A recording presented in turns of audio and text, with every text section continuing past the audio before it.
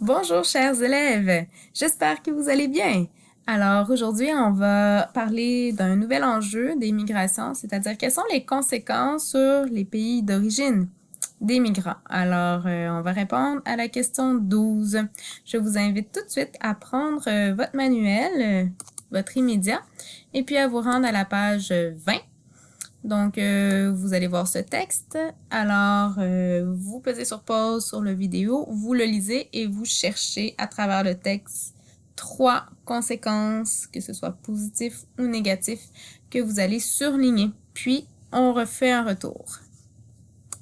Donc, vous avez lu le texte, vous avez surligné les 3 conséquences. Maintenant, en fait, vous allez vous prendre une feuille lignée à côté, faire une colonne conséquence négative, une colonne conséquence positive.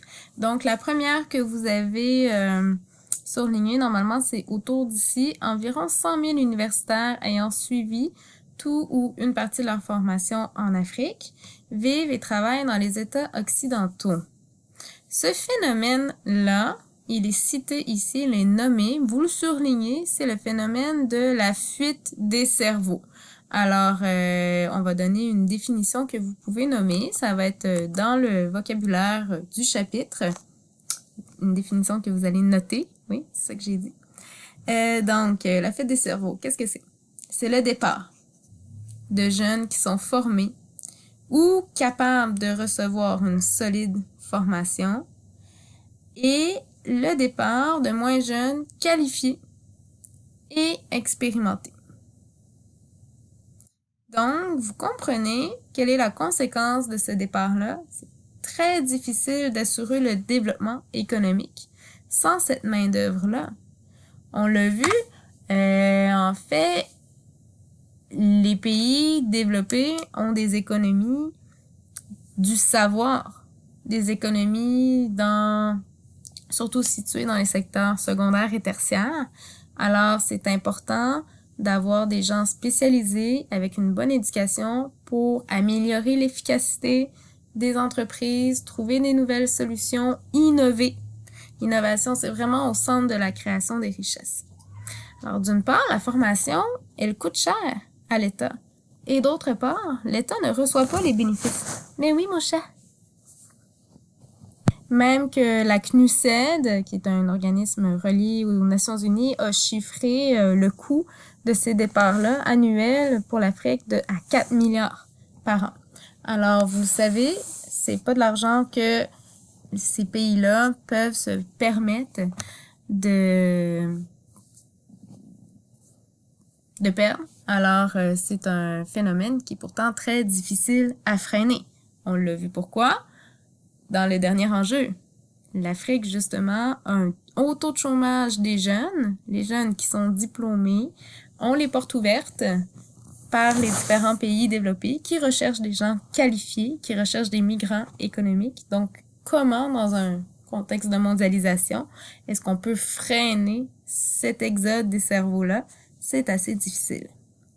En anglais, le phénomène de l'exode des cerveaux s'appelle le brain drain, mais il y a aussi le phénomène qui est rattaché qui s'appelle le brain gain, qui est en fait que les migrants économiques qui est avec leur formation et leurs compétences vers d'autres pays pour améliorer leurs conditions de vie et tout ça, ils vont avoir un rôle d'intermédiaire, c'est-à-dire que vous avez sûrement surligné ça ici dans votre fascicule, que la majorité des immigrants envoient une part considérable de leurs revenus à leurs familles restées au pays. Alors, ces virements-là de fonds, c'est quelque chose de positif. Vous pouvez le mettre dans la colonne positive, ou en tout cas le noter dans la marge. Effectivement, donc la majorité des migrants envoient une partie de leurs revenus à leur famille. La Banque mondiale même estime que ces transferts-là représentaient autour de 400 milliards en 2016. Donc, c'est 3 fois plus que l'aide internationale pour ces mêmes pays-là, qui est de 135 milliards. Alors, ça permet à court terme d'atténuer la pauvreté. Ça donne un pouvoir d'achat à un grand nombre d'habitants. Et surtout en période de crise où est-ce que les organismes restreignent leur aide, ben les gens continuent toujours. Oui, certains ont perdu leurs emplois également. Il va y avoir une diminution des virements de fonds, mais la plupart continuent encore toujours à envoyer des fonds. Donc, c'est beaucoup plus stable que l'aide internationale qui peut fluctuer là, selon les contextes et les cycles économiques. Par contre, un gros bémol, c'est positif, mais ça ne contribue pas au développement du pays. C'est simplement pour soutenir la demande, soutenir le pouvoir d'achat et les achats. Mais c'est pas grâce au virement de fonds qu'on va faire des investissements en éducation ou en infrastructure. OK? Donc, c'est un côté positif, mais c'est un peu être sur le respirateur artificiel, si je veux faire un parallèle avec la situation actuelle. Dernière conséquence, ce serait une conséquence négative. On va la résumer comme étant l'aggravation des inégalités. Il y a plusieurs points qui entrent là-dedans. Premièrement, il y a le fait que dans ici le paragraphe où est-ce qu'on parle des opposants qui vont quitter des régimes corrompus et dictatoriaux.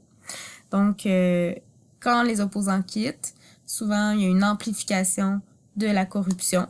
Alors, qu'est-ce que ça fait? Qu'est-ce que c'est la corruption? C'est quand les hommes de pouvoir conservent les fonds de l'État pour se les approprier finalement. Donc, ça aggrave des inégalités. Pourquoi? Parce que les services vont être touchés par ce manque de fonds-là. Ils vont être coupés, OK? Ensuite, donc, il y a une concentration en même temps des richesses à cause de la corruption. Donc, une concentration dans les mains des politiques et des amis du pouvoir. Donc, vous pouvez compléter dans la marge en écrivant ça.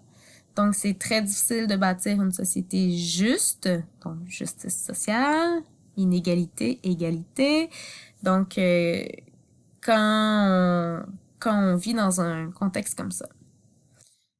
Aussi, les pays voisins pauvres portent le plus lourd fardeau. Encore là, ça va aggraver les inégalités parce qu'on amène un poids sur les pays voisins. Donc, c'est ce qui complète notre enjeu au niveau des conséquences sur les pays d'origine. Je vais vous laisser avec un petit vidéo qui parle de la Grèce, donc un pays qu'on a souvent abordé en classe et avec lequel vous avez travaillé lors du dernier examen du vendredi en janvier. Puis justement, dans le texte que vous deviez lire, on parlait des docteurs qui quittaient la Grèce, donc c'était un problème. Alors on se quitte, on se laisse avec cette petite vidéo-là qui parle de la fuite des cerveaux en Grèce, puis on continuera un autre jour pour le prochain enjeu des migrations. Bonne journée!